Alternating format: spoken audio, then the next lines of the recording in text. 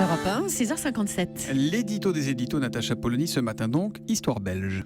Et oui, prétendre qu'il s'agit d'une histoire belge serait céder à la facilité, comme cède Philippe Marcassi dans l'Est républicain. N'empêche, cette affaire croquignolesque ressemble à une mauvaise plaisanterie.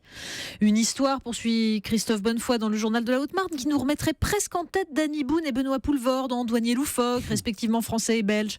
Rien à déclarer en fait, et c'est exactement ça. Et si on choisit le ton goguenard, nous dit Michel Klekovicki dans le Républicain Lorrain, on peut aligner les stéréotypes et convoquer dans la conversation les poulets et les frites. Mais c'est un stratagème pour éluder ce qui gêne, ce qui embarrasse et qui finit par nous hanter. Philippe Marcassi résume donc l'affaire. Mardi, 2 passeurs ont été interpellés à Nieppe, sur la frontière franco-belge. Ils véhiculaient 13 migrants dans leur fourgonnette. Les 2 passeurs portaient l'uniforme de la police d'Outre-Quiévrin. En Belgique, on évoque une erreur d'une 50aine de mètres et on assimile cette reconduite hors des frontières à un geste quasi humanitaire. On ne voulait pas les laisser ici, directement sur la route, et les laisser aller à pied, donc on les a déposés dans la direction où ils voulaient aller. Touchant. Mais en dépassant la simple cocasserie de l'affaire, écrit Michel Klekovicki, vient une question teintée de honte.